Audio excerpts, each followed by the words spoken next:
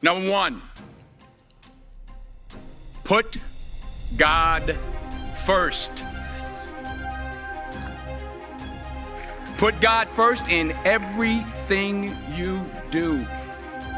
Everything that you think you see in me, everything that I've accomplished, everything that you think I have, and I have a few things, everything that I have is by the grace of God. Understand that. It's a gift. 40 years ago, March 27th, 1975, it was 40 years ago, just this past March, I was flunking out of college. I had a 1.7 grade point average. I hope none of you can relate. I had a 1.7 grade point average. I was sitting in my mother's beauty shop. They still call it beauty shop now? What do they call it now? Yeah, I was sitting in the beauty parlor. I was sitting in my mother's beauty parlor, and I'm looking in the mirror, and I see behind me this woman under the dryer. And every time she looked up, every time I looked up, she was looking at me, just looking me in the eye. And I didn't know who she was, and I said, she said, somebody give me a pen, give me a pencil, I have a prophecy. March 27, 1975, she said, boy, you are gonna travel the world and speak to millions of people. Now mind you, I was flunked out of college. I'm thinking about joining the army. I didn't know what I was gonna do, and she's telling me I'm gonna travel the world and speak to millions of people.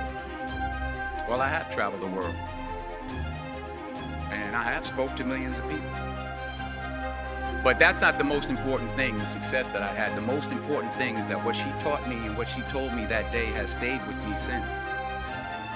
I've been protected, I've been directed, I've been corrected.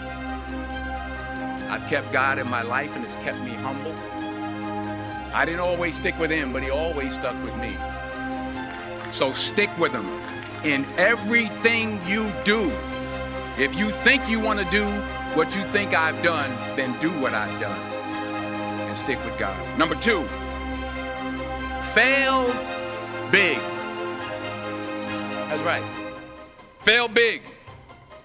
Today's the beginning of the rest of your life, and it can be very frightening. It's a new world out there. It's a mean world out there, and you only live once.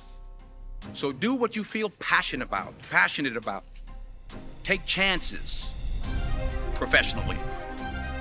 Don't be afraid to fail. There's an old IQ test, was 9 dots, and you had to draw 5 lines with a pencil within these 9 dots without lifting the pencil. The only way to do it was to go outside the box. So don't be afraid to go outside the box. Don't be afraid to think outside the box. Don't be afraid to fail big, to dream big. But remember, dreams without goals are just dreams, and they ultimately fuel disappointment. So have dreams, but have goals. Life goals, yearly goals, monthly goals, daily goals. I try to give myself a goal every day. Sometimes it's just to not curse somebody out. Simple goals, but have goals.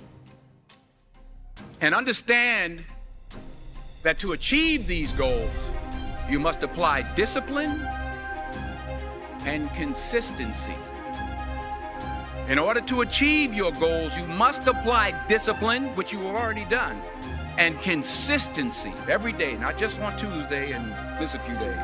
You have to work at it every day. You have to plan every day. You've heard the saying, we don't plan to fail, we fail to plan. Hard work works. Working really hard is what successful people do. And in this text, tweet, twerk world that you've grown up in, remember, just because you're doing a lot more doesn't mean you're getting a lot more done. Remember that. Just because you're doing a lot more doesn't mean you're getting a lot more done. Don't confuse movement with progress. My mother told me, she said, yeah, because you can run in place all the time and never get anywhere. So continue to strive, continue to have goals, continue to progress. Number 3,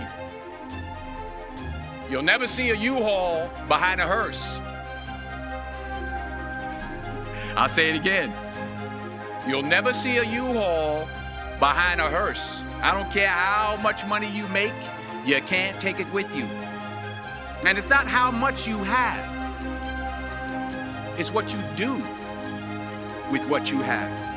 We all have different talents. Some of you will be doctors, some lawyers, some scientists, some educators, some nurses, some teachers. Yeah, okay. Some preachers. The most selfish thing you can do in this world is help someone else. Why is it selfish? Because the gratification, the goodness that comes to you, the good feeling that I get from helping others, nothing's better than that. Not jewelry, not big house I have, not the cars, but it's the joy. That's where the joy is, in helping others. That's where the success is. Finally, I pray that you put your slippers way under the bed tonight, so that when you wake up in the morning, you have to get on your knees to reach them. And while you're down there, say thank you for grace. Thank you for mercy. Thank you for understanding. Thank you for wisdom. Thank you for parents. Thank you for love. Thank you for kindness. Thank you for humility. Thank you for peace. Thank you for prosperity. Say thank you in advance for what's already yours. It's how I live my life. That's why I am, one of the reasons why I am today. Say thank you in advance for what is already yours. True desire in the heart for anything good is God's proof to you, sent beforehand to indicate that it's yours already. I'll say it again. True desire in the heart, that itch that you have, whatever it is you want to do, that thing that you want to do to help others and to grow and to make money, that desire, that itch, that's God's proof to you, sent beforehand already to indicate that it's yours. And anything you want good, you can have. So claim it. Work hard to get it. When you get it, reach back. Pull someone else up. Each one, teach one. Don't just aspire to make a living. Aspire to make a difference.